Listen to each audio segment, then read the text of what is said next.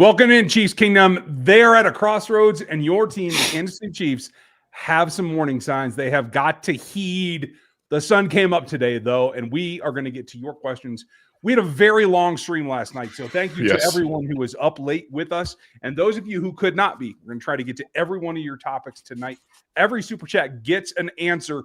That is still the case tonight and will be for always.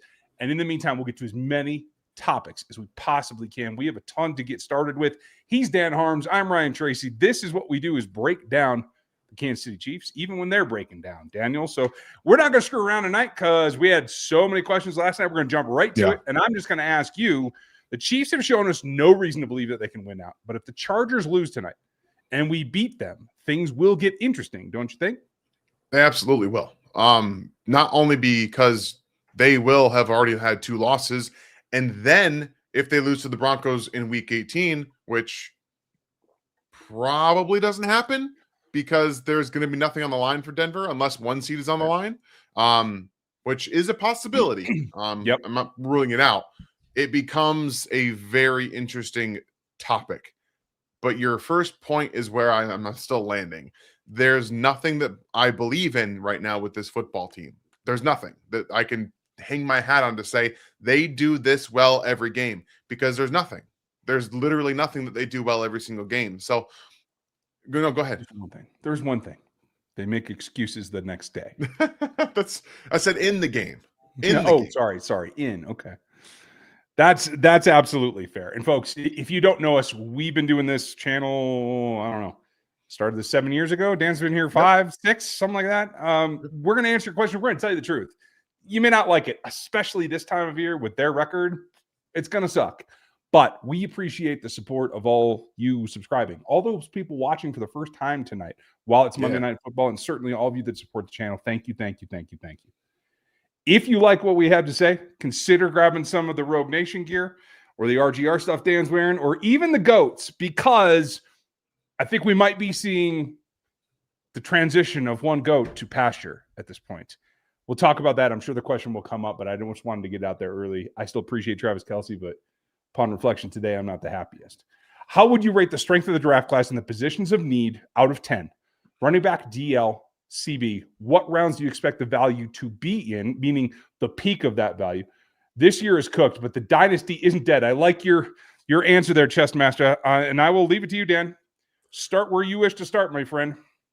I mean, running back is interesting. There's a couple of good guys at the top, but like every single class, there's going to be value in the 3rd, 4th, 5th round. Like there just is every single year, if you're willing to use the player that you draft. That's the big key here, because the Chiefs are unwilling to do so with the guy that they drafted, who is the most explosive running back that they have. And they ran with him 1 time yesterday, and it got 7 yards, and they went away from it immediately. So it's up to them to be worthy to trust that player, to be able to actually execute it. But I think the middle rounds is still where you're going to find running back. I don't know anything about the defensive line class. I will say, though, if the Chiefs are picking around 12, 13, 14, there's a really good chance Peter Woods out of Clemson, who is one of my favorite defensive linemen. He's like a George Karlaftis, but an athlete. And he can be used off the edge. He can play inside. He can do a lot of different things with the athleticism, the speed that he has as well. He's going to be available in that area.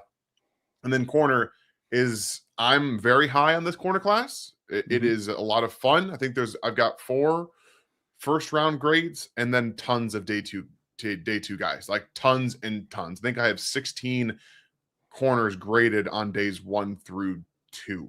That's a lot of corners. Like, it's a lot of talent. It's a lot of depth. So that's where I think the value is for corner specifically. Well, the good thing about that, if it's that hot there, there'll be the Chiefs type guys in the 3rd and maybe even in the 4th, where they found L'Jarius Sneed. It's a interesting proposition here, because I think they have to do 2 things in this class, and that is, one, if they end up with a top 15 pick, they have to trade all the way up into the top 5 to go get excellent talent that can plug and play. That's the key. No time for development, no time to figure it out. Plug and play. A dominant player. Then they have to come back and they have to double it up with later thirds. Otherwise, I'm going to tell you, I'm going to be a little bit out of sorts this year, and I'm going to be focused on the top 60 rounds, not the top 100 like I normally am. The top 60 is where they got to get multiple players. in order to turn this around. So we have a lot to come on that, but we will get to it all. Swag, your first one of the night, and I know you got a ton in here, buddy. Can't guarantee we're going to get to all of them, but we're going to answer a lot. So what would you take? What would it take for y'all to fire Andy Reid? Why is he the only coach that gets a pass? Even Belichick got fired from New England. Andy isn't. Andy gets small excuses. It's noisy. It's annoying. Dude, so many. This is the first point they've been sub 500 since the year he walked in, man. It took years for them to let Belichick go. It took the departure of Brady and the sailing of the whole dynasty and trying multiple retreads. Like, we're way early on getting rid of Reid. I think he will retire at his own pace. I do think his appearance today was subpar and was even worse than we had expected it to be in terms of like making, I got to take care of this and it's not anything else. Well, I have severe problems with what was said today. Did you watch it? Did you see it? What do you think? I did watch it, but I want to hear what you got problems with, because I'm interested. The one that got under my skin the most was the fourth down question, where he said, I thought we had a good play going. I don't give a shit if you think it's a good player. You're too cute. That tells you the mentalities. I want to go find a good one for this fourth down. Instead of just workmanlike, bulldoze your way to get the first down and reset the chains, he wants to find a good one. I think that says it all about why this hunt and peck, choose your poison kind of offense is not straightforward enough and not powerful enough, even when they have the possibility to do it. It is what it is, right? I'll be honest. Today, I listened to the press conference as well, and Andy just felt defeated. He felt defeated, even though he said, there's hope out there, and that gets team fired up. I don't believe a word he says when it comes about getting fired up, because it took you being down 10 points and not scoring at halftime before the half for your team to show any signs of life on the offensive side of the ball. So, and then the one time you actually got in scoring range, Harrison Butker missed a field goal that he just pushed right. So it's hard for anybody to really listen to him and believe what he's saying. And then we have multiple times. I posted a clip on Twitter about the shot play that everyone thought was offside. Okay. Now, I very well could be wrong.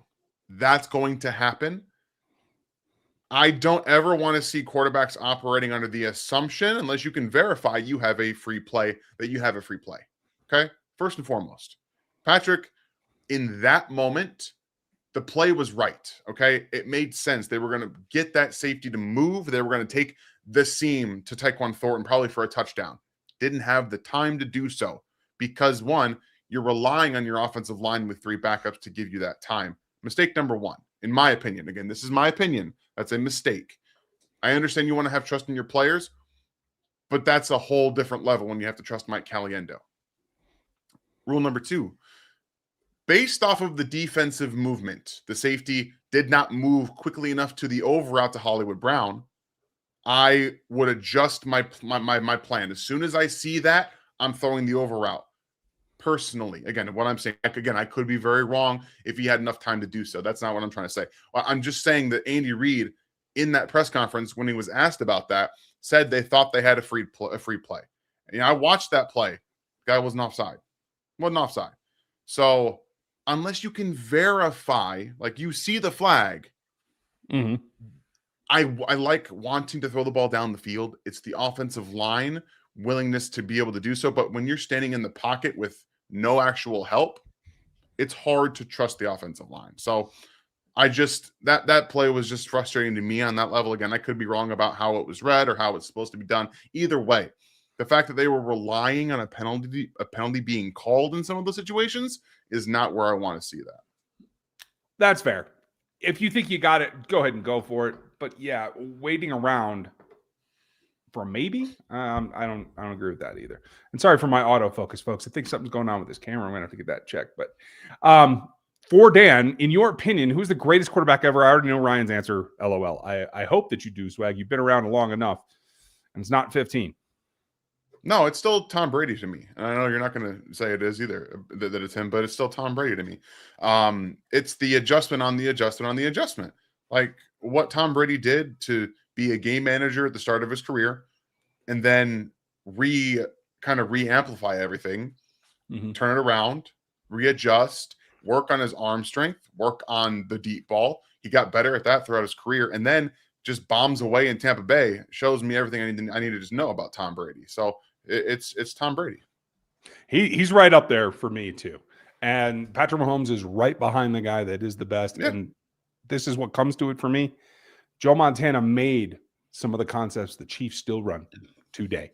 And he was the guy out there on the edge with Bill Walsh figuring it out. So I'm always going to give him a little bit of that asterisk. And Swag knows that, and I appreciate you for putting it with me, Dan. Folks, we are so behind. Look at this. This question came in at an hour before we got started. So we'll speed up, and I'm already starting. Ryan, players always say they feel 100% healthy the second season after a knee injury. Do you think this is what's going on with Rice? Why can't he beat man coverage? He can beat man coverage. You can see him on the slants. You can see him on the in breakers, especially when they try to muscle him up first. They play a little bit too high. He can beat man coverage. He doesn't run away from it. He doesn't run away and separate for 5 yards. But there's various degrees of beating it. And if you have an arm's length window to throw that ball in there, you've beaten it. That is, by my definition, and I know there are people that require even less than I do, you've beaten it. But I do agree that I don't think he's 100%. And I really think, at least with the mentality, I don't know that Rashee Rice, once things started to go sideways, was able to recover as quickly. And I do think that was because of the time off. That's fair. I mean, we don't actually know if he's fully healthy. I think he's fully healthy based on what I've seen on tape. The problem is, I personally believe there's far too many times where the players are asked to run filler routes. You're running into space and you're not getting the football. Like, that's part of the problem, because you see a route where Xavier really doesn't run all the way through because he doesn't believe he's getting the football. You see one where Rashee Rice isn't running full speed because he doesn't believe he's getting the football. When you have that mentality where I'm not getting the ball here, I'm just not going to throw it. He's not going to throw it to me, so I'm not going to give you max effort. That can be seen. It can be seen on tape. Plain as day. I've put 2 clips of Xavier Worthy breaking off Derek Stingley and Kamari Lassiter yesterday, where he just won, where he just ran a route with intention, detail, and manipulation skills, and he, at the top of his route, broke off 2 of the better corners in football. But then people are posting clips on how these guys can't get open against man coverage when they're just being asked to run a scheme play, a little out route. They're not being asked to run anything with detail. They're not being asked to do anything except for scheme open some other player. There's too many plays in this playbook that are designed for one person. There's too many of them. That's my issue. I completely agree with you. I completely agree with you. Too specific, not adaptable. We've talked about the game planning pretty much all season, and I don't think anything has changed. Did we get Carson's? Was that Carson's question? Or was that the new one? Did I click something inadvertently? No, that was Micah's. Okay. I haven't heard people talk about this, so I'm guessing it's not a good idea. But should the Chiefs trade out of their top 10 to 15 pick, no matter what, to get a haul of picks instead of trading McDuffie? They may have to, but no. I think you're within striking distance of getting elite talent. If you're in that 10 to 15 range, I think if you're at 10, maybe you just stand pat and you deal with it. But if you're at 12, 13, I say you trade up and you go be aggressive. That's what I would do. I agree. I think if you believe, which I still do, that this team is not going to be picking this high again for a long time, you need to take full advantage of that. I am 100% with you there. Okay, a battery. Who do we bribe to get them to move up for Bane? I don't think you have to bribe anyone. You're going to have to give away some assets, but I'm going to show you exactly why I don't think you have to bribe anybody when I put on my screen share. So here is the current draft order. And there's going to be a new GM here, is my personal opinion. There could be a new GM here. You have a pal right here at 3 right now. And if you give him enough collateral so he can rebuild his team, which quite honestly needs a lot of picks, you might be able to go up and get that. You have a new-ish regime in New Orleans, and good God, you have somebody in the Jets that they just have to figure out what to do with. There are deals to be made there. You're not getting anything done with Cincinnati. I'll just tell you that now. Chiefs currently sitting at 14. Could you move up to Atlanta? Possibly. Could you move up to Cleveland? Longer throw for me because I'm not convinced they have a quarterback, although the report the other day that Deshaun Watson's going to be on their roster again. I don't know how you take care of that.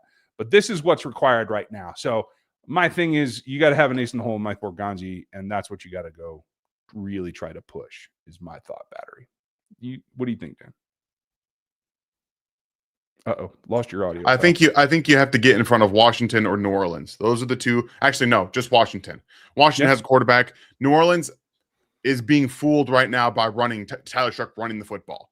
He's not a good quarterback by any stretch, and I don't think that he's the future there. But they might talk themselves into it, and that's what bad organizations and bad football teams do. They talk themselves into quarterbacks that aren't great, like Tyler Shuck. So I think you have to get in front of Washington because their pass rush is awful. They can't rely on the bodies, the old players they have there at pass rusher. So I think that's where you have to go. And if you can get up there, then maybe you can finagle it. Yeah. And Dan Quinn, he's got some things he's got to get done, and I trust him in his prowess. Thank you. Appreciate the super chat. Thank you for being here. Micah, Chiefs technically have 3 years of control on McDuffie with the 5th-year option and 2 franchise tags. When is the best time to train him? Did Williams show you enough last night? Yeah. Williams is out of the equation only because he's on a rookie contract. Like, you're not going to part from him anyway. Yeah. Like, even if he were bad, you're not going to part from him, right? So he definitely showed enough there. The 3 years, it gets really sticky. Cornerback in a second consecutive franchise tag is going to be astronomical by then, is my personal opinion. So I would say 2 years at the outset. And I would say that I would use the 5th year, and I wouldn't like to trade him now. If you have to, you have to. You think you can't get there, I would use the tag, and I would trade him then. That would be the optimal for me. I think I'm right there with you. If somebody comes, okay, I've said this before. If somebody comes to you with an offer that you pretty much can't turn down, you take it, right? You do what you have to do. So that's a situation that might unfold. But right now at this juncture, unless somebody comes to you and gives you a 1st and a 2nd, I don't think you can reasonably look to trade Trent McDuffie. Yeah, I think you're probably right. Swag, why does everybody want Nagy gone? Even if we get a new OC, Andy won't listen. Andy is the problem, and we see this next year, and we will see this next year, unfortunately. And that's part of my thought as well. There are very few people that can come in here and actually influence Andy Reid to break some of his own tendencies and to tell him no. That's what we've been talking about, is trying to find someone who does that. I just don't know who that could be, really. I don't know that Kafka would do that. Maybe your guy Dable. That's the one guy I keep coming back to, because it would be a very different stretch of personality. And again, I'm still okay on Mike Kafka coming back because of the different ways that he worked with Brian Daboll, and maybe because of that you can get something more out of Kafka. But at the end of the day, I just think we need to see different ideas, whether that's in that type of attitude or not. It doesn't matter to me personally. No, I think that's fair. Mike, I did my research and found Pole has never played right tackle. Correct.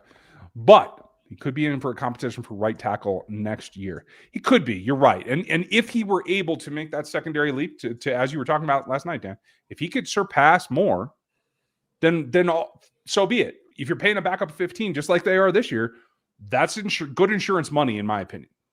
Yeah, that's what you're looking for. The offseason is going to be interesting, specifically because they're going to try both Pole and Jalen Moore at right tackle. Both of them are going to get run. And if Pole plays better, it's just what it is. And you'll have a swing tackle and Jalen Moore as your backup, which isn't the worst case scenario. Agreed. Andy said it today. He's like, well, I'm not certain they're going to stay on the size that they played there. We played them there because of comfort. And I think that was part of Wanye. And now the Wanye, who is done for the year, he will not be back. He did not tear his ACL, so good for him. I'm happy for him. But I think that they could flip. I think it's a possibility, and I think you got to see what you got. Both of them are more traditional left tackles, so it's could be about who makes the adjustment the best. And they have time. You might as well get real game reps now. I'm not near as worried about the pass rush this week against the Chargers as I was last week. Are you? Absolutely not. Not even close. And Pole coming in cold, not getting first team reps because as backup, you don't gift them during the week. And honestly, yes, the scheme helped, which we'll get into on Wednesday.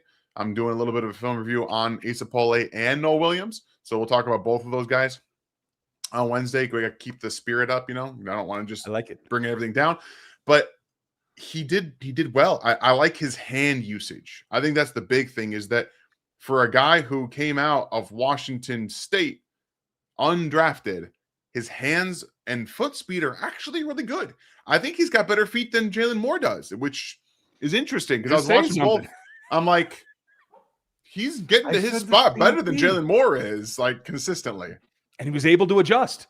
I thought he reacted inside counter pretty dang well on top of it. So I was pretty happy. Yeah. Now, did you see Phillip Rivers could come back to the Colts? If you had hit me with a feather, I would have fallen over, because there's no way I would have bet on this. But if you want to, go here. Underdog just dropped prediction markets, spreads, totals, and team outcomes. And the best part, you can combine them with player picks for bigger multipliers. It's available. You could sign up today with the code RGR Football and make a $5 fantasy entry to get $100 in fantasy bonus entries. Prediction markets are live now in 25 states, including Texas, California, and Florida. And Underdog is available in over 40 states with player picks and draft games. Prediction markets, player picks, all on Underdog. Yeah, buddy. All on Underdog. Go check it out. Please. Frankie, that is super crazy to me. But I'll tell you what, and we don't have to spend much time on this. This screams of what I always talk about is it's not just players and coaches that feel the pinch. Our guy, Chris Ballard, is feeling the pinch. He has an opportunity to save his job for the long term right here. And he's going to patch this boat however he can, even if that means Phillip 17 children Rivers. He's a grandfather, guys. He's actually a grandfather. Yes, he is. Grandfather Phillip Rivers, 44 years old. His eldest daughter has a child, I believe. So we're talking about in the year 2025, because they've got issues and Brett Rippon can't be the quarterback of that offense. They have to call upon Phillip Rivers to possibly start at quarterback for them. By the way, they still have Houston on the schedule. You think Phillip Rivers wants to come back for that game and get his just get absolutely destroyed at 44 years old? I don't think so. No. The U has gone literally old man Rivers. That is nut job. I don't even get it. Black and Gold, thank you, buddy, for being a member and for being supportive here on the day after. Appreciate it. Who in the organization will challenge Andy on his personnel and staffing decisions? He also gives Spags too much power over defensive personnel decisions. That's a good question. Like, Veach will bring him things. Will he tell Andy he's wrong? I don't know. That's a part of their dynamic I have no clue to. I will say this, Brett Veach does try to give Steve Spagnuolo what he wants, because when he doesn't and he goes out and gets Josh Uche, he gets buried on the bench. And so there really is no way around that, given the stature of the defensive coordinator. There's some interesting power dynamics that go on in Kansas City. Andy Reid is the end all be all. Everybody reports to him, even the owner. So at the end of the day, there's not much that will challenge Andy Reid's ability to do those and make those changes unless he sees it himself and does it himself. One of the things that he didn't do in Philadelphia when things weren't going well is do that. He didn't look in the mirror and make changes when things were going badly. He kept doing the same thing. So the one thing that I'm looking back on is if we look at how the offense operated with Tyreek Hill, and then after, right? They had to change some of the ways that they operated. More short game, not more RPOs. It was RPO based before that, but a little bit more changing in the run game too. They had to run more power with Isaiah Pacheco and the offensive line that they had. So if you look back historically, there are examples of him changing the offense based to his personnel. The one thing that I will go back to this year is that Patrick Mahomes, I believe this stat was from Dan Orlovsky earlier, accounts for 72% of the entire Chiefs offense, like all of their numbers. 72%. This year has been, Patrick, go win this game, because they refuse to adapt. We have seen the numbers that suggest that their offensive ability to run the football under center is one of the best in football, and yet he refuses to do it. That's a refusal. Now, I also have a theory that Patrick Mahomes does not want to run under center football. He says that he wants to win football games. He's not comfortable turning his back in that way. I don't think he's as comfortable. Maybe that's just me being crazy, but if you have the numbers that I know Andy Reid looks at, and I know he listens to, that tell you running under center, operating from under center is working, and they actively avoid it, something else is going on behind the scenes. I think you're probably right. And that is that back and forth that I thought we saw a little bit of a flare of last night. Black and Gold, thank you again, folks. If you want the memberships, you get all the extras. You can see that and join down below with the join button. Somebody, I'm sure, will be along to give a bunch of those away here shortly, but Absolutely. We'll get to that here in a minute. Steve, nice to see you, buddy. Another one of our members. How can we build a defense that is compatible or I would imagine comparable. Competitive? Okay, comparable. Okay. Well, you have to change some of your philosophy. And that's not going to happen with Steve Spagnuolo in the house. You have to get where the speed of the pass rush, the burst of the pass rush is more important than the power of the pass rush. That just ain't going to happen with Steve Spagnuolo around. And you also have to get a top 4 pick and trade up into the top 4. Actually, sorry. True. The Texans drafted CJ Stroud and then traded back up into the top 4 to select Will Anderson Jr. And then in the offseason, when Danielle Hunter came up for free agency, they said, hey, that guy is unique. That guy pairs well with Will Anderson. Let's go get him. They did that. Where's the free agent acquisitions that do that in Kansas City? They aren't there. They aren't there. So it's different. The way that he views defense is different. It's funny how the defense and the offense mirror each other so much, in the sense that Spags was like, Chris, go win football games. We aren't going to surround you with literally anybody that can help you in pass rush. Patrick, go win football games. We're going to scheme everybody open. We're not going to let them do very much, but hey, go win a football game. Go get a first down here. A lot is put on the shoulders of Patrick Mahomes and Chris Jones. And I'm not here to say that Patrick Mahomes is unable to win those games. He's done it his entire career. Hell, he's done it this year. He's carried the offense. But that means you can't have any games with injuries, with drops, or any down play. When the margin of error is so slim for these players and these two guys, it makes it so you have to play perfect football week in and week out. And that's just not realistic. I agree. And that it makes life more difficult when you get multiple repetitions built on that foundation. And that's where we are now. We're several incantations on top of that concept. And now it's got to be stripped down a little bit. We're going to talk about what has to be rebuilt coming up. What team in the AFC do you see representing the Super Bowl since we might not make it to the playoffs? Well, that's a great question. And let's have a look. I'm just going to run down it here. The top 2 options right now, I see them probably going back and forth. And I do think New England probably comes out on top when it's all said and done because of the competitive spirit that the Broncos still have to engage with. But either way, I'm going to be happy because it's going to be a defensive-based team that's going to get there. I'm not scared of Jacksonville. I know everybody's like, oh, well, they're surging and they already beat the Chiefs and whatever. It was a fluke. They shouldn't beat the Chiefs in the first time. The Chiefs haven't handed it to them. And I'm just not scared. Pittsburgh doesn't scare me. Other than Josh Allen, the Buffalo Bills have been absolutely snipped at the sack. Chargers, we saw what Houston happened. Like, none of it scares me. If the Chiefs sneak in, I would love the concept of them getting in as the 7th seed here and having to go back to Denver. I think that would be a lot of fun myself. The only team, again, I'm very interested if Houston gets hot offensively. If they do end up figuring it out, I think they win the Super Bowl.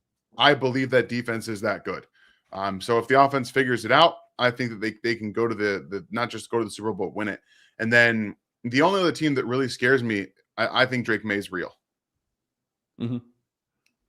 He's certainly come along. I think that The defense isn't quite there. The pieces aren't perfect. The offensive line is still inadequate at times, but right now it feels a lot like what was early on in the Patrick Mahomes career with Drake May, because I loved Drake May coming out, and I think we're seeing real development. I think that he has the ability to kind of just take over a game, and that's not a lot that I know Bo Nix can't do that. Trevor Lawrence is going to try to give it to you 4 or 5 times a game. Justin Herbert, I love Justin Herbert, but he feels like he's just not a playoff quarterback. And we'll find out. I want him to be a playoff guy. I really do. And Aaron Rodgers is awful. He's legitimately the worst quarterback in the situation that he's currently in and leading their division. So I really do think. Yeah, correct. That's what I think, man. Mohammed, thank you for the question. Who the hell is evaluating the talent on this roster? Seriously. Refuse to play Hicks and watch Noel Williams get sent back to the shadow realm after McDuffie gets back. I just don't get it. It's part of the transition process. The scouts find guys.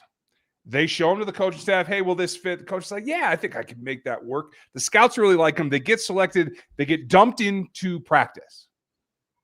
And if you don't practice the way the coaching staff wants, if you don't do the specific things, and this defense and offense, honestly, this whole team is very detail-oriented.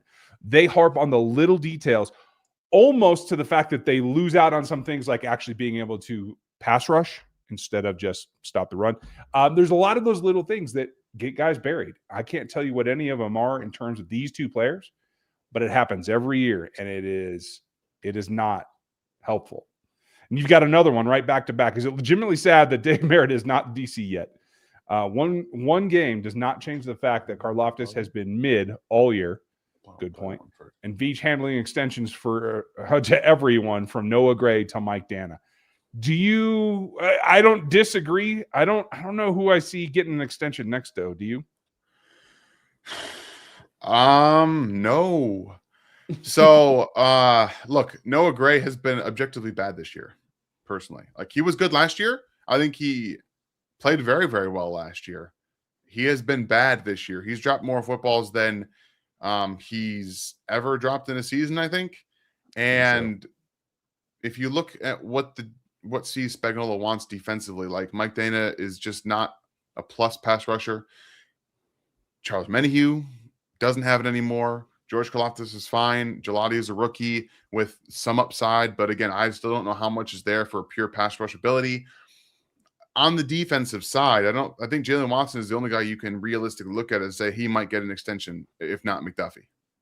Yeah, I think it might be either or, to tell you the truth. That's more than likely the way that it's going to have to go. I also think with the talent in this cornerback class, and then I believe you guys are going to see on Wednesday, Noel Williams is that guy. I'm sorry. He's that guy. He is. I am so excited because technically, like, how he plays the game technically is so much better than Jalen Watson. It's so much better now as a rookie. You're going to find out. You're going to see in zone and in man. He's got some tools that he needs to kind of refine. But I do think that he is a legitimate guy. So if they want either or, McDuffie or Watson, I think McDuffie makes sense.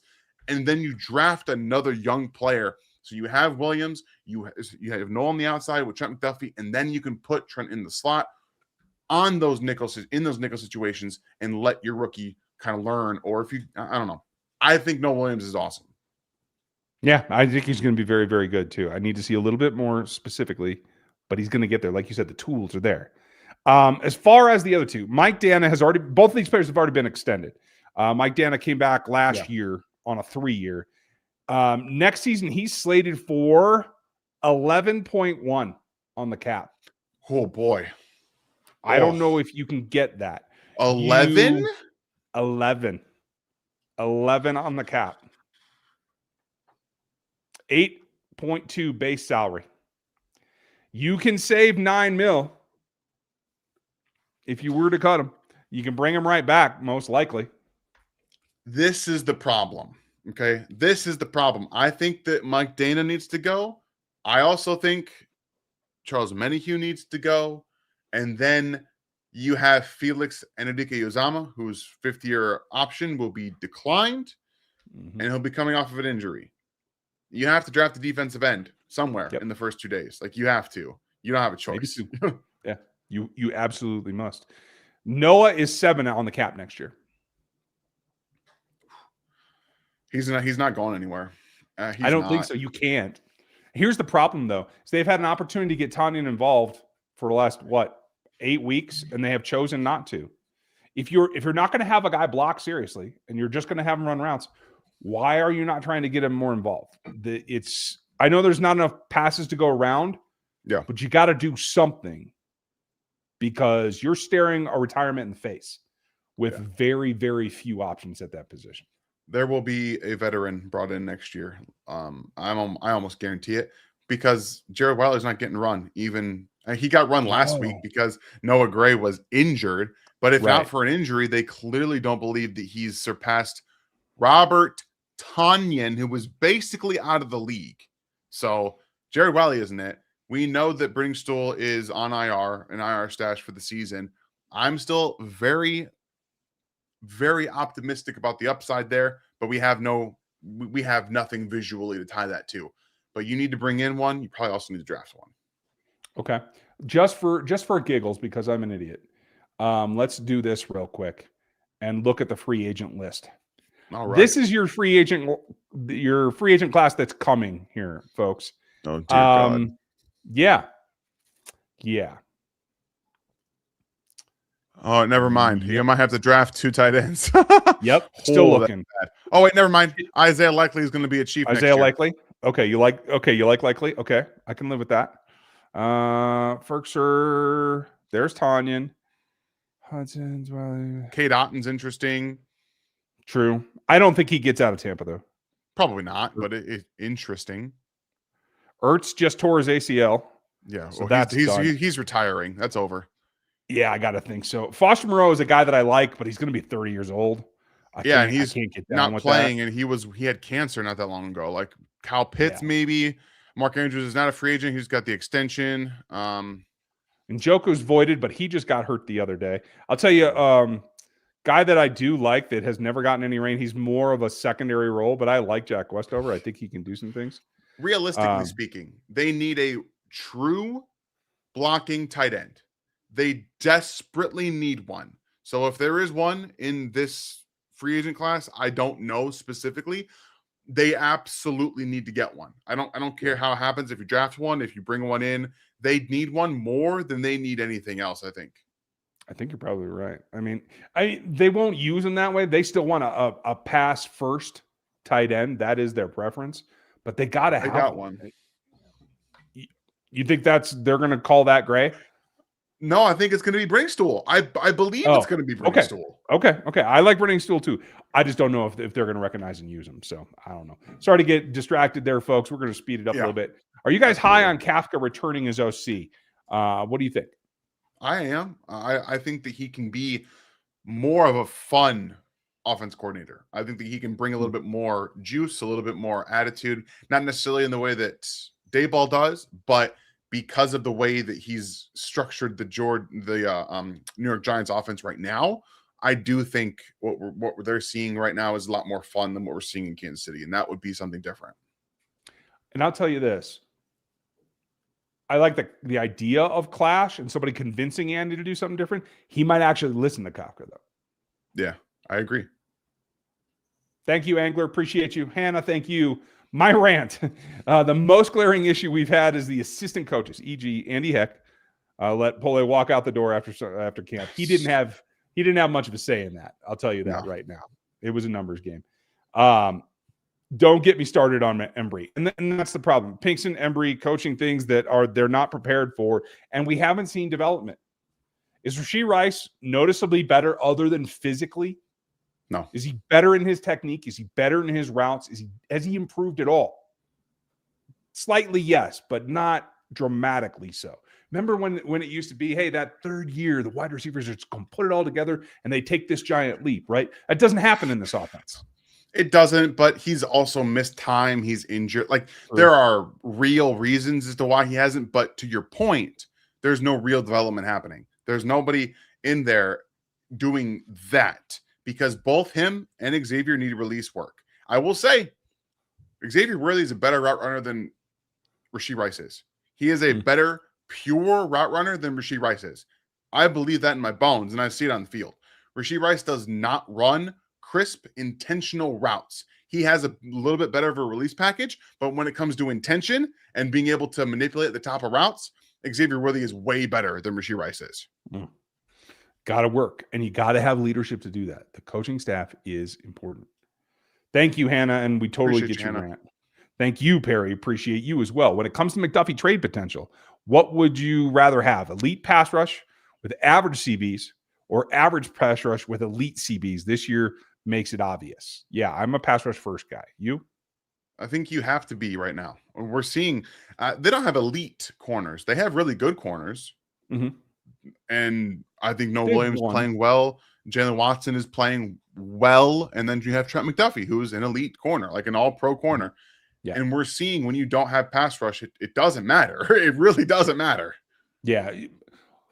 Low pass rush is more challenging to overcome than low performance coverage because the pass rush can make up for that. The pass rush can stop the quarterback from exploiting it. That's what it comes down to. Thanks, Perry. Appreciate you. And thank you, Bumpa. I know you had the same thought. Tony, it's draft night, and the Chiefs are picking at 14. Carnell Tate, Jeremiah Love, no. Jermon McCoy, I haven't even seen him yet. And Peter Woods, all available. Who do you personally take for the Chiefs? I'm going to leave this to you because I haven't seen tape on any of them. I'm taking Peter Woods in this situation. However, Jermon McCoy was my CB1 coming into the season. Okay. He has not played for Tennessee at all. He got hurt at the very end of 2024 season. So in early 2025, he didn't play at all this year. One, he'd be fully healthy if he comes out. Okay. That's your bonus. Two, this is like a Jamar Chase situation. He's got no tread on the tires from 2025. None at all. The talent is there. It's all there. He was the best corner that I watched in the summer. Physically, juice, athletically, like all of it was there. So that's an intriguing possibility. I know people are going to say Carnell Tate. I don't have a problem with Carnell Tate. I just don't think he's a first-round draft selection for the Chiefs. I just don't. I like him. He's very high-hipped, okay? Guys that are high-hipped struggle to decelerate and get out of breaks. And that is what you see on his tape. Like, he's a good player. He's gotten better at the catch point this year and going up timing-wise, but route-wise, he does not break quickly. And again, we're seeing that happen right now in Kansas City, where these guys are still not getting it because they're not being developed. And you bring in a guy who struggles to do that now and won't get developed in that situation. It makes it a little bit more, I don't know, in my opinion. So I know a lot of people are going to say Carnell Tate, but I personally would steer clear of Tate because I still believe in the talent in the wide receiver room if they can get somebody in there to really coach them. Okay, I like it. Steve, do we go with Isapole the rest of the way? Also, is it time to go with Hansen at right tackle? And do we bring in yeah, it's got to be you because he ain't a tackle. Or do you bring in a wide receiver rookie off the bench? I would say, man, it's a tough one because you might get Juwan Taylor back. So I think it's probably you continue to see. I would put more at left and Pole at right and see how it goes. And then if Juwan comes back, whoever's performing better is probably who I'd start at left, is my personal opinion. What do you think? Yeah, I like that idea. And I think that this week is a good barometer for Isapole and Juwan Taylor, not Juwan Taylor, but Jalen Moore, where they're going to be best at. You flip them this week and you see what you got. I think that is if you think that Jalen Moore is a right tackle like I did coming into the season, you probably play him at right tackle next week. And then you let Isapole play left tackle. And then if Juwan Taylor comes back and Isapole has another week where he looks really, really good, you probably just leave him there and you don't play Jalen Moore at left tackle. And then you kind of figure it out from there. So that's what I would personally do. Yeah. I like it. Hansen at right guard. I would play Norzad there before I'd play Hansen. I do like Hansen, but Norzad's a better player. even though he's been practicing as a center a lot. And you're talking about Jalen Royals. I don't know that there's a problem with the receiver room that has to be fixed with Royals. I want to get him some reps, but I don't know that you have to. I don't think you have to. I mean, everyone's contributing. I think that Tyquan Thornton just needs to be run over the middle of the field more. Like I think it's a big thing. Yeah, he ran outs last week. He can run deep overs now. I mean, for the love of God, put some stress on the safeties, not just the corners. Use the tools more effectively, Andy. Jordan Jackson, what's the worst that can happen if the Chiefs in the offseason? Do you send Worthy to get surgery if we lose again? That's a good question. And in which case that gives you the Royals snaps and you get a jump starter next season. I think I would consider that personally. It depends on the level of pain he's in. If he's still, I don't even know if he's wearing the brace anymore on the shoulder. I'm more concerned about the shoulder than the ankle. But if he's still in pain, then I would consider that. But man, the worst that could happen? The worst that could happen is that you could trade Chris Jones and he goes off for a sack record while you overpay Trent McDuffie and he blows out a knee. I mean, that's the worst that could happen or something similar. I mean, Jordan, this is no offense. This is there's a wide array of things that can happen. I'm not going to say all the things that can happen because your imagination can run wild with some of these things. But I will say the Xavier Worthy thing, I'm actually more worried about his ankle than the shoulder. Because everyone is complaining about why he's going down, why he's going out of bounds. If you watch the second clip that I put up of Xavier Worthy, the one where everyone says, why doesn't he just keep running to the right? There's open space. First and foremost, Derek Stingley's right there approaching his space. He sees it. He tries to decelerate and get around everybody the opposite way. I think his ankle hurt. I don't think he could break again. And I think he went forward and dove forward to get as many yards as he could because he knew he couldn't keep going. That's what I'm worried about. That's what I'm worried about. That's a good observation. Okay, I'm with you. That's a good observation. Decimus, nice to see you. Is it time to shut down Patrick to save his body for next season? 10% chance we make the playoffs. Seems like an excuse to keep him going at this point. And I think as long as they are mathematically alive, I don't think Patrick would take a shutdown, quite frankly. And I think he does have enough gravitas in this organization. He ain't doing it if it ain't willingly. You know what I mean? Unfortunately, the two teams that they would need the most help from are the Chargers and the Colts. And guess what? The road for both of them is very difficult because the Colts just aren't that good, and the Chargers have one of the toughest remaining schedules in football. Patrick will play, and if they beat the Chargers, guess what? He's probably going to play the rest of the week, rest of the season. Yeah, I agree. Jason, thank you for the support. Can we just let the rookies play a lot now? I mean, other than Royals, who I think is just stuck in a traffic jam. Yeah. No offense. I don't know that he's done anything else. I agree. They want to you got to get more there. And I think they're doing a pretty good job. I was happy with Gelati's performance. I think obviously Pole's doing his thing. Simmons has been great. Like I'm really happy with Knowles in particular. I thought he turned around what was a pretty disappointing performance the last time he got some defensive snaps. And I thought he put in some good reps. So I feel like it's going in a pretty good direction. And Jason, I think you're on the right track. There's really only two guys that I want to see in terms of rookies at this point that aren't getting enough play. It's Noah Williams and Brashard Smith because they aren't going to put Jalen Royals out there right now. There's just too much of a log jam. And so Brashard Smith needs to get more touches, but he's not going to for whatever reason. Damn pitch. I don't get what's going on there. That is one of my most frustrating points about this season. They need to get both Kareem Hunt and Isaiah Pacheco fewer snaps, and yet they refuse to do so. And I get that he's probably not the guy you want out there for pass protection. I get that. How often are these running backs running pure pass protection? How many times are they doing it? Are they if they're not chipping, which is fine, can he just not chip at all? Is that the thing? Maybe. I don't know. All I know is he runs the hell out of a pitch, and you cannot ignore that anymore. That's an aspect of your running game you have to get going to be fully threatening to an opposing defense.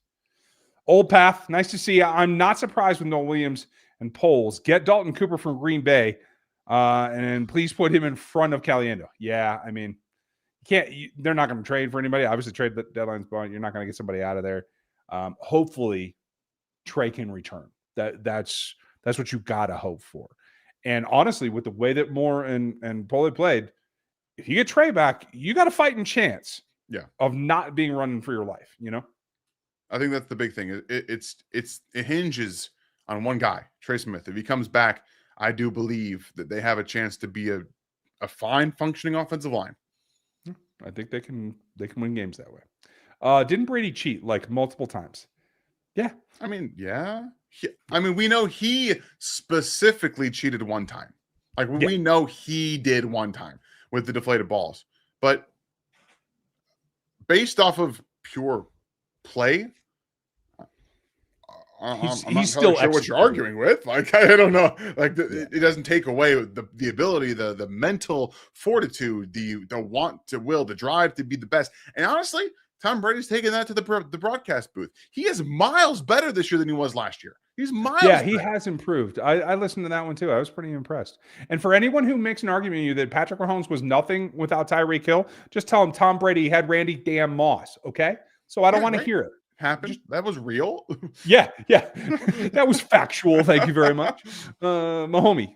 Cut Jay Taylor, Dana, Drew, and Mahomes extension gets you 75 cap space back when he gives us a chance. Any thoughts? You would have to actually rip up that contract because just trying to recapture that would then actually put more dollars ahead. Yeah. So I do think that that's probably something that they've considered. I think this contract was built to be torn up and just redone completely. I've been saying for like 2 or 3 years that this was the offseason to do it. Whether that happens or not, I don't know. I think they should. And I don't think Patrick needs the money. He needs to move into the Tom Brady concept of, hey, I'll take 10 mil, spend it on somebody else that can actually help us win ball games. Yeah, that's the thing, right? That's all that matters right now. It's you. I think the only way that works is if you give him a new contract completely, which I think is going to be at the forefront because that will allow them to play around with the Trent McDuffie extension and everything else they have to do this offseason. It's not just draft focus, guys. This is going to have to be a free agent motivated offseason to fix some of the issues that they have. Yeah, and you need cap space and you need the will to do it. There's just no way around it. What team do you think can beat the Broncos? The Chiefs, the Patriots. That's probably it in my mind, at least in the AFC. Do you have others, Dan? I legitimately believe that most of the teams in the AFC, except for the Steelers, can beat the Broncos. That offense isn't good. Like, that offense is just not good. And you will never make me believe that Bo Nix can win a playoff game when it really matters, when it's a close football game and he has to make the plays to win. I don't believe it. I will not believe it. What if he doesn't, though? What if the defense just is able to find another gear and they're able to harass the opposing quarterback? I still believe that any of these teams except for the Steelers can beat that team because the Broncos are going to just destroy the offensive line and Aaron Rodgers. Like that's not something I'm worried about. Yeah, fair enough. Thank you, ABG. Thank you. I don't know what IDR is, but cheers and thank you. If next season Andy Reid remains stubborn and has a losing season, will it be the Eagles' deja vu for Andy? I want to say it could be, but I really, in my heart of hearts, don't believe that. I don't think Clark will fire him, even if he has a losing season next year. It depends on the way that they lose next year, I think.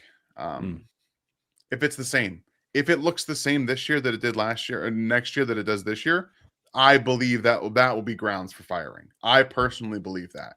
If you have the same season where Patrick, go win us football games, the scheme is just it's lackluster.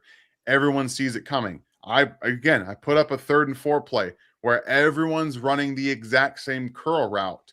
And the Texans were like, hey, we're ready for this because we've seen it time and time again. That's part of the problem. He believes right now that he can do the exact same thing and get away with it. ABG, cheers to you as I did my little research there real quick. That's Indonesian rupiah. Nice. So if you're deployed, hope you're safe. Hope you're doing good. If you're just out on vacation, thanks for watching while you're out of the country. I know that gets a little bit troublesome sometimes. Time zones suck. I know the feeling. Tony, he's got another one. Did you guys see that Adam Schefter said today that the biggest need is O-line? He has seen our pass rush or receivers. I did not see that. And I think sometimes Adam gets out of his mind a little bit. Adam Schefter is not an NFL information person. He gets texts, he tweets those things. He knows nothing about football. You will never convince me he knows anything about football. I believe he's going to be a lot of roster turnaround. But if you guys had to pick, what would your dream realistic coaching staff be? OCDL, wideout room, and O-line. I can't answer the D line. I can't answer the D line question because I don't know much about defensive line coaches. But I think I would like Brian Daboll as the offensive coordinator, and I want Jeremy Maclin as the wide receiver coach. I know he's a coach right now at a high school football. I don't know who I want for an offensive line coach. I know that there's somebody out there who's an Iowa fan who wants their offensive line coach in Kansas City or something like that. But I don't know. You got answers there? His name's Jeff Stoutman. He lives in Philadelphia. You're not getting him. I just removed. I just said removed him from the ideal equation. world. That's right. It's a dream world. He said realistic though. He said dream quotes in parentheses realistic. Stoutland is not a realistic option. My dreams are realistic. That's all I'm going to say. They're very vivid. Let me just put it that way. Wide receiver, I got nothing. Somebody that actually played the game. Can we get Randy? Can we get Randy Moss? Yeah, I'd do that. Oh, he would honestly lose his cushy job at ESPN. You're right. But honestly, I think to bring not only some prowess in the position, but like an edge, a no BS kind of dude, I'd put Steve Smith in this staff. And I'd feel pretty good about it. Oh, I've seen him evaluate talent. I don't want that. You don't agree? Okay. Even as a motivator, if he didn't have to evaluate anything? You're going to hire him to be the wide receiver coach only as a motivator? Not only, but like not as a pre-evaluator, as a situational coach and motivator, I guess.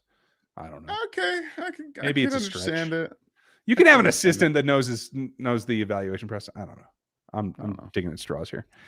Terry, I was at the game yesterday. So sad, Veach and Reader not giving Mahomes any help. And I have to admit, I think they're trying. I just don't think they're doing the greatest job. And I still feel, you tell me, Dan, I still feel this is more Andy than it is Veach. Yeah. Again, it feels like Andy Reid's doing the same things over and over again and expecting different results. Or he knows that they're not going to work and he says Patrick Mahomes will figure it out. And that's part of the problem too. So I think that Andy won't listen, much like Green says right here. Thank you for the super chat. New coaches won't matter if Andy won't listen. I think this has to be a huge offseason for Andy Reid to look in the mirror and then change the offense. And if he has the same guys in his ear, do I believe he's going to change the offense? No, I don't. I think that you're probably right. He believes what he believes, and it's about fitting guys to that scheme. And speaking of that, we have about 10 super chats left. Last call for those, and we're going to speed it up here as we approach the top of the hour. Is Andy's scheme genius as people really think it is? Look at what happened to all of his OCs when they become head coaches, or EB when he became an OC. Nagy, Sherman, Peterson, Childress. Childress was very competitive. Peterson won a Super Bowl. Shermer's he's got 3 rings. Okay. I think we're talking about the longevity of the offense. Nagy had a successful season, and then everyone knew what was happening. One, Trubisky wasn't very good. I was going to say he also had Mitch Trubisky. At some point along the way, I think the new age stuff is the more important stuff, because if we look at Peterson and Nagy in today's NFL, those are the offenses that ran their course because of defenses adjusting to it. And if you're an RPO based offense, which the Chiefs are, they really are an RPO based offense. They have been lately. They know what's coming, and it's a lot easier to scheme your defense when you're not adjusting to what works in today's NFL. And I think that's to Steven's point, is more of what we're seeing with Andy Reid right now. When you don't have everything Patrick Mahomes has done over the past 7 years bailing you out, and it comes back on the scheme, we are seeing the deficiencies in that. Yeah, I agree. Thank you, Steven. And thank you, Angler. Seems like one guy flashed for me. Knowles is looking good. Any upside for him? What do you think, Dan? I want to see a little bit more. If Trent McDuffie can't go, you'll see him more in the slot. But I saw him look a little confused multiple times yesterday. He was running from side, like, oh, I'm supposed to line up over here. Oh, I'm supposed to line up over here. He's clearly not quite grasping the defense, but I do think that there's upside there. We just need to see him and get more reps. I do feel once the ball is snapped, I think instinctually he understands how to play. The alignment is definitely troublesome, sure. but like once he knows technique and what he's supposed to be doing, he can do it for the most part, is what it looks like to me. But thank you, Angler. And thank you for this one too. Educate me. Was Frank Clark a speed guy or a power guy? He was a speed guy that had power. He could convert. As he got older and he came to Kansas City, he was more power based because he had lost that edge. But when he was in Seattle, he got off the damn ball. Yeah, I mean, he was like one of those not elite speed to power guys, but he had enough juice to use the speed to power. And I think it's more about how you can accelerate off the line of scrimmage to get that speed to power, because you don't have to be a guy who's a Will Anderson or a Von Miller to generate speed. You have to be able to time the snap. You have to also be able to coil yourself enough to get that first step explosion. Frank Clark had some of that early on, but he didn't have it near the end. He was more power based, and that's really why he fell off. So he did have some of it, but he wasn't a powerhouse speed to power guy. Remember when we were always talking about his weight? When you have to play power and you're 260 pounds and you have a stomach bug, like it makes life hell. You just can't generate anything. Correct. It's difficult. Luis, appreciate you. Overhaul, and for the love of God, run the football. Agree with you on the second part. I prefer to use the term retool. That's what I'm going to go with. When you have Patrick Mahomes, it's never a rebuild. It's never an overhaul. It's just a retool. You're just trying to figure out how to get better next year, because once he has a bad season, he didn't even have a bad season. He had like a really good first half, and he's struggled now because everyone knows what's going on. The offensive line's falling apart. The guys dropping balls. Like, he's not playing great, but he's not the reason they're losing. Agreed. Beach, if we trade 22, Trent McDuffie, what would he get in return? Right now, I'm not certain with this knee injury. It's just a hyperextension, quote unquote. Hopefully there's no ligament damage. If he's back to normal in a week or two, I think his high end is probably a first and a third. That's what we're looking at. First and a third, I think, is a good spot for a trade. Okay. I can live with that. As long as you use the damn things correctly. It's all a cluster. Thank you, Beach. Thank you, Hannah. Give Thornton a contract only if they will use him. I see your point, but either way, he's going to be cheap. I mean, I think he's on a 1 year, right? Yeah, he was a futures contract last year. Okay, yeah, so definitely cheap. I have it right here. Yeah, 1.1. I can live with that even if they won't use him. Extend him. Extend him. Just do it. And I don't think there's any questions about that. I think he needs to get extended. I agree completely. What about re-signing Leo? Yes. Give me some. If you can. The thing about this is that somebody's going to throw money at him that the Chiefs can't match. That's the problem with re-signing Leo Chanel, because someone's going to see him and say he's a starting level linebacker in the NFL. He has a mic, and we are going to put him there. And guess what? The Chiefs aren't going to do that. No, I don't think so. I agree. Power. Why are the coaches struggling so much? I'm just going to say it. Age. And success has taken its toll. I don't personally think it's age. I do think that your second part is accurate. When you do have success so long in spite of Patrick Mahomes, like because of him, you believe that your scheme is still working. So, and then Chris Jones last year, they were freeing up a lot of blitzers and getting free rushers on quarterbacks, even though they couldn't really rush the passer outside of Chris Jones. That gives you a false sense of security. And the reason I believe and almost know that is because of what they did at the defensive line and what they did at the pass catcher position. And sorry, not even so much that, the running back position. Because just completely ignoring two positions. Just ignored it. Exactly. They completely ignored them, believing we're fine. And also, specifically to the offensive side, the position coaches are bad. They are bad. They're just not good. So Andy Reid has to pretty much take up all the slack for that, and Patrick Mahomes has to take up all the slack for that as well. I think Joe Blameyer is pretty good. Maybe he's hidden by the fact that he's coaching Mahomes, but the other position Possibly. coaches on the offense are definitely lacking. That's why, Panda. And we're going to wrap up with Britton. How do y'all feel about trading for a true number one wide receiver? I'm tired of the target spread, to be honest, and I think Worthy played a great game and they stopped his targets. You're not wrong there, but trading for anything right now until they are well under the cap is not something I think they can pull off. I don't think, again, I know there's a lot of people out there that think that they need a bona fide, like,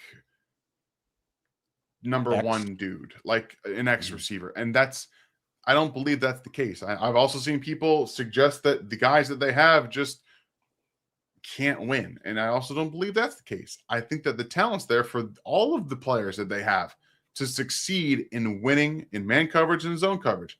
They just aren't being developed.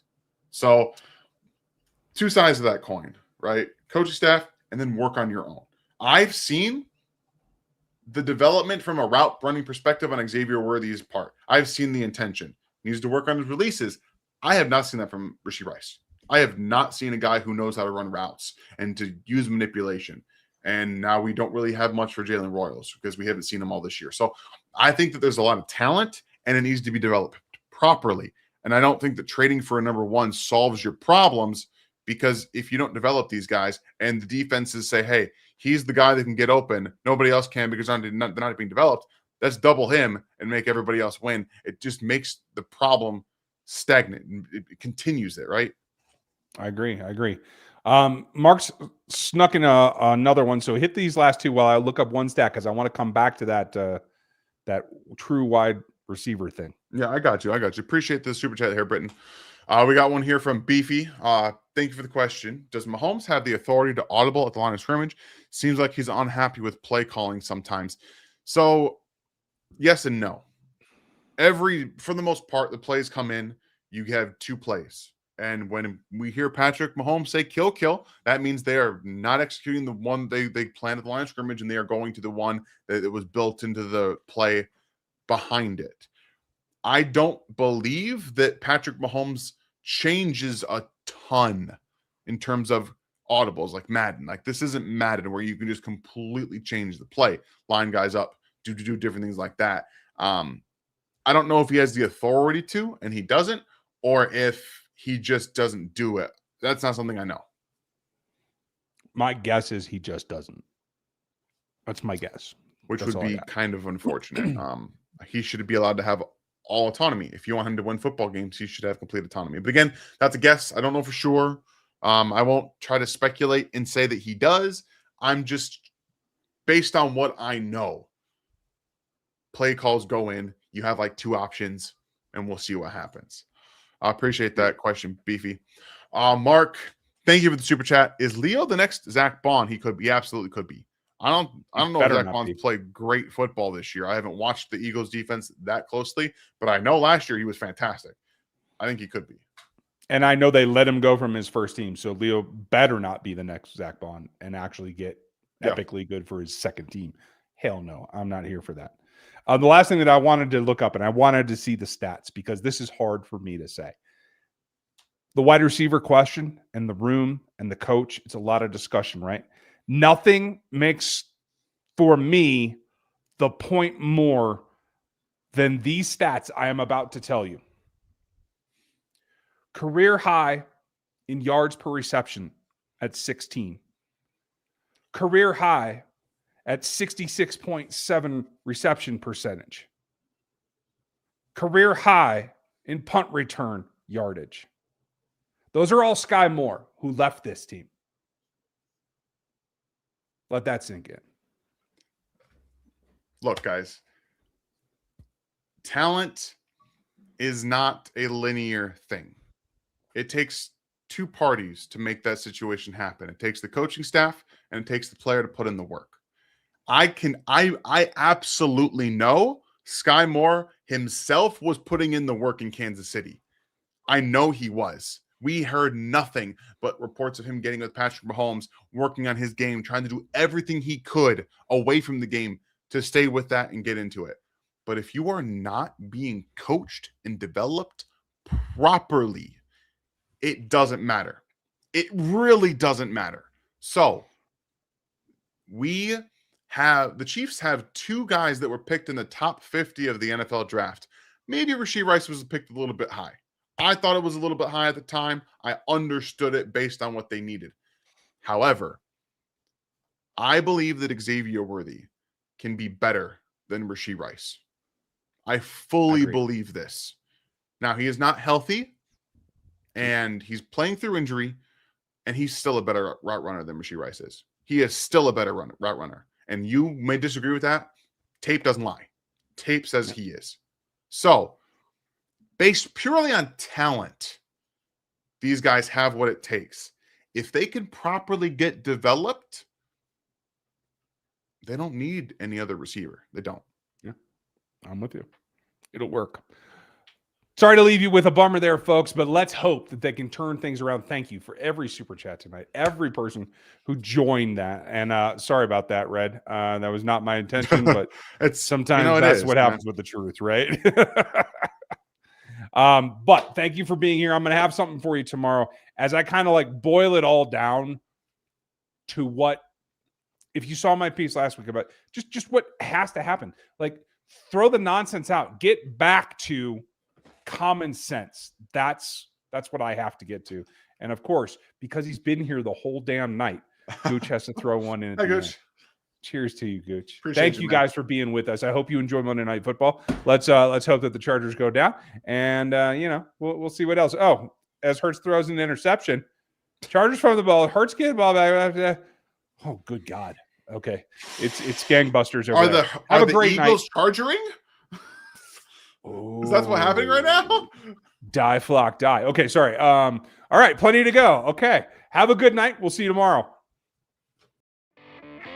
Thanks for watching this video from the team at RGR Football. Click these videos to see more and subscribe to RGR Football.